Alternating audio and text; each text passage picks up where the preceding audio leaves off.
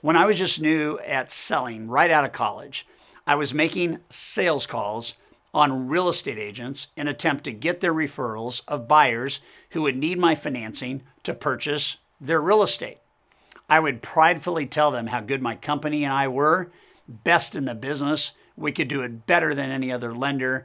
I was really good at promoting us. But one day I realized that not very many people were actually saying yes to trusting me to do the job. I remember hearing on a tape I was listening to that most salespeople talk too much, and because of that, don't listen very well. Makes sense. There really isn't much to hear from a prospect if you're doing all the talking.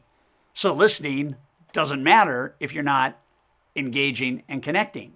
So how could I improve that? If everything can be improved, how can I improve that? Okay, easy, right? Stop talking, start asking. Stop selling, start helping. I'm going to talk later about a concept I use called listen with your heart. But this is where this started. And I'm sure you've been told about active listening. Have you? What does that mean? It means listening for action.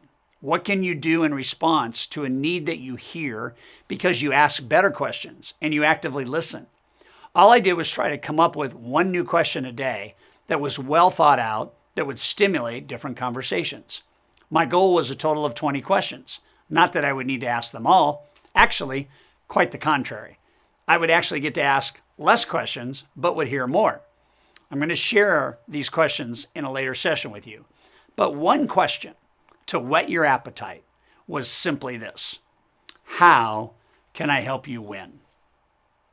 All you have to do now is sit back and listen. That's all I needed to do. Better questions equal more trust, more interest, deeper interest, and that equals more business.